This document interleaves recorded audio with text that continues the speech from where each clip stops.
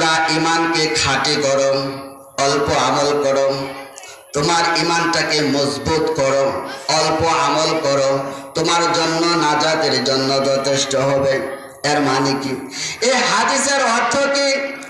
বান্দা তুমি পাপ করবে না, বান্দা তুমি অন্যায় করবে না, বান্দা তুমি লুকোচুরি করবে না, বান্দা তুমি কারো উপরে জুলুম করবে না, কারো মাথায় বাড়ি দিবে না, অনর্থক মামলা দিবে না, অনর্থক হয়রানি করবে না, অনর্থক পেরেশানি করবে না, ভালোভাবে সমাজে থাকবে, মানুষের মতো থাকবে, মুমিনের মতো থাকবে, ইমানদারের মতো থাকবে। তুমি কম আমল করবে, সেই আমল দিয়ে তুমি তোমার নাজাতের ব্যবস্থা হয়ে যাবে। আর না হয় আপনি পাহাড় পরিমাণ আমল করবেন, আবার পাপ কাজ করবেন, আবার গুনাহের কাজ করবেন, আবারই হারাম সম্পদ অর্জন করবেন, অবৈধভাবে সম্পদ অর্জন করবেন। আপনি যত প্রকারের অত্যাচার আছে, যত প্রকারের জুলুম আছে, আপনি সব কিছুই করবেন, আবার হজ করবেন, আবার যাকাত দিবেন, আবার মসজিদ করবেন, আবার মাদ্রাসা করবেন। মনে রাখতে হবে, ওই নেকি দিয়ে আপনি পরকালে পার হতে পারবেন না। তাহলে আমাদের ভালো হওয়ার দরকার আছে না নাই? ভালো হওয়ার দরকার আছে না নাই? মিথ্যা কথা বলবো নাকি? ওজনে কম দিব নাকি? সুদ খাবো নাকি?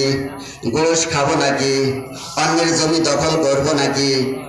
সব খালি বলতেছেন না। মনে রাখতে হবে, এখান থেকে উঠে গিয়ে আবার যদি কন হুজুরে কইছে তাই কইছি, হুজুরে কইছে তাই কইছি, এখন তো মাহফিল থেকে এসে গেছি, এখন খাইব, সবকিছুই করব, তবে মনে রাখতে হবে আল্লাহ রাব্বুল আলামিন মানুষকে অনেক মহব্বত করেন, ভালোবাসেন। কি করেন? মহব্বত করেন, ভালোবাসেন। আমি আবারও বলি, আল্লাহর দয়ার কোনো অভাব নাই, আল্লাহর মায়ার কোনো অভাব নাই। আল্লাহ রাব্বুল আলামিন তার দয়াটাকে, তার ভালোবাসাটাকে 100 ভাগ করে, 1 ভাগ ভালোবাসা, দয়া, মায়া। রব্বুল আলামিন পৃথিবীতে যত মাখলুকাত এসেছে, আসছে, ভবিষ্যতে যত মাখলুকাত আসবে সৃষ্টি জগতের মধ্যে, আল্লাহ রাব্বুল আলামিন 1 ভাগ দয়াকে বন্টন করে দিয়েছেন, আর 99 ভাগ দয়া আল্লাহ রাব্বুল আলামিন রেখে দিয়েছেন। তাহলে আল্লাহর দয়া কম না বেশি? কম না বেশি? 1 ভাগ দয়া যদি বন্টন করার কারণে মা তার সন্তানের জন্য জীবন দেয়, সন্তান মায়ের জন্য জীবন দেয়, আছে না নাই? একটা ছেলে একটা মেয়ের জন্য জীবন দেয়, আছে না নাই? একটা কুকুর তার সন্তানকে যদি শিয়ালে আক্রমণ করে, নিজের জীবন বাজি রেখে শিয়ালের মুখ থেকে তার সন্তানকে কেড়ে নিয়ে আসে। তার মানে হলো 1 ভাগ ভালোবাসা থাকার কারণে যদি নিজের জীবনকে জীবন না বলে, যে দয়াময় প্রভু তার 99% দয়া নিয়ে বসে আছেন।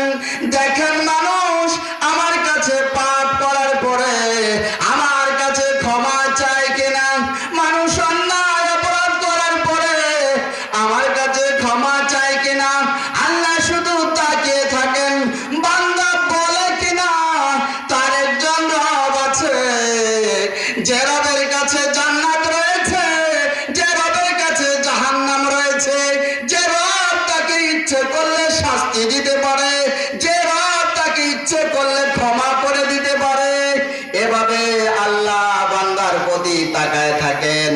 বান্দা যখন বলে রব্বুল আলামিন, আল্লাহু গফুরুর রহিম, রব্বুল আলামিন তোমার তো দয়ার কোনো অভাব নাই, তোমার তো মায়ার কোনো অভাব নাই, তোমার তো ভালোবাসার কোনো অভাব নাই।